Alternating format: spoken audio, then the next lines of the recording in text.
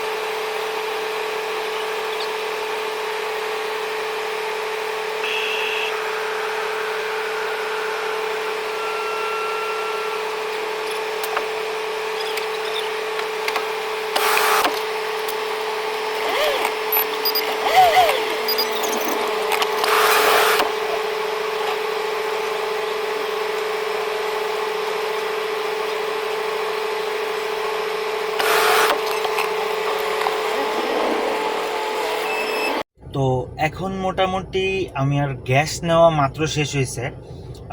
আসলে আপনাদের প্রথমে আমি টাইমটা দেখাই, আমি আপনার টাইমটা দেখাই নিই। এখন আপনার 3টা 12। এর মানে আমি হচ্ছে যে 3 ঘন্টা 12 মিনিট ধরে একটা গ্যাস সিরিয়ালে দাঁড়ায় গাড়িতে গ্যাস ভরি। মূলত এটা সিএনজি গ্যাস। তো আপনাদের মানে সারাদিন কাজ করে দেখা গেছে যে সারাদিন শরীরের একটা ক্লান্তি নিয়ে যখন গ্যাস ভরতে যাওয়া হয়, তখন গ্যাসের লাইন এত লম্বা দেখে 3 ঘন্টা প্রায় 12 মিনিট ধরে আমি লাইনে দাঁড়িয়ে গ্যাসটা নিলাম।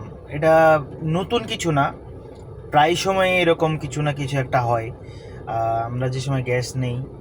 তো আসলেই এটা খুব ভোগান্তিকর আমাদের মতো গাড়ির মালিক যারা আছেন, ড্রাইভার যারা আছেন, যারা গাড়ি চালান, তো তাদের জন্য আসলেই এটা খুব ভোগান্তিকর।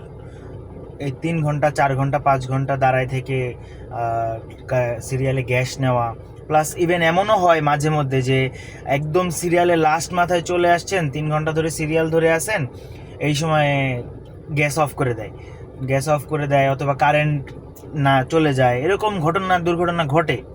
তো আসলে মানে এটা কে কীভাবে দেখেন আমি জানি না, বাট আসলে আমার চোখে এটা খুব কষ্টদায়ক সবার কাছেই।